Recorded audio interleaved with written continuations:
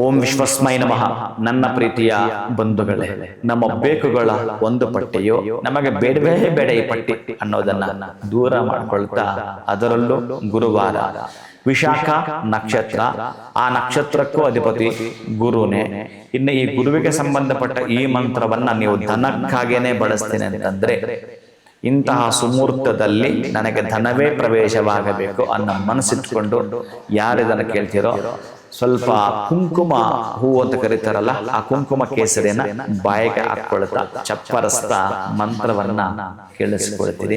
ಅತ್ಯಂತ ಅದ್ವಿತೀಯದ ಲಾಭದ ಫಲವನ್ನ ಕಾಣಬೇಕಾದ್ರೆ ಗುರುಗಳನ್ನ ಸ್ಮರಣೆ ಮಾಡ್ತಾ, ಗುರುಗಳನ್ನ ನೋಡ್ತಾ, ನಾನು ಇಷ್ಟೆಲ್ಲ ಏಳ್ಗೆಗೆ, ನನ್ನ ಇಷ್ಟೆಲ್ಲ ಅಭಿವೃದ್ಧಿಗೆ ಕಾರಣೀಭೂತರಾಗಿರ್ತಕ್ಕಂತಹ ಗುರುಗಳಿಗೆ ಇಲ್ಲೇ ನನ್ನ ಸಾಷ್ಟಾಂಗ ನಮಸ್ಕಾರವನ್ನ ಮಾಡ್ತೀನಿ ಅಂತ ಹೇಳಿ ಮಂತ್ರ ಮುಗ್ಧರಾಗಿ ಕೇಳಿಸಿಕೊಳ್ತೇನೆ. ಸುಧನ್ವಾ ಖಂಡ ಪರಶುರ್ಧಾರಣೋ ದ್ರವಿಣ ಪ್ರದಃ ದಿವಸ್ಪೃಕ್ ಸರ್ವ ದೃಗ್ವ್ಯಾಸೋ ವಾಚಸ್ಪತಿರಯೋ ನಿಜಃ ತ್ರಿಸಾಮ ಸಾಮಗ ಸಾಮ ನಿರ್ವಾಣಂ ಭೇಷಜಂ ಭಿಷಕ ಸಂನ್ಯಾಸ ಕೃಚ್ಛಮಶ್ಯಾಂತೋ ನಿಷ್ಠಾ ಶಾಂತಿ ಪರಾಯಣಂ ಶುಭಾಂಗ ಶಾಂತಿದಸ್ತ ಕುಮುದ ಕುವಲೇಶಯಃ ಗೋಹಿತೋ ಗೋಪತಿರ್ ಗೋಪ್ತಾ ಋಷಭಾಕ್ಷೋರ್ಚ ಪ್ರಿಯಃ ಅನಿವರ್ತಿ ನಿವೃತ್ತಾತ್ಮ ಸಂಕ್ಷೇಪ್ತ ಕ್ಷೇಮ ಕೃಚ್ಚಿವಃ ಶ್ರೀವತ್ಸವಕ್ಷ ಶ್ರೀವಾಸ ಶ್ರೀಪತಿ ಶ್ರೀಮತಾಂವರಃ.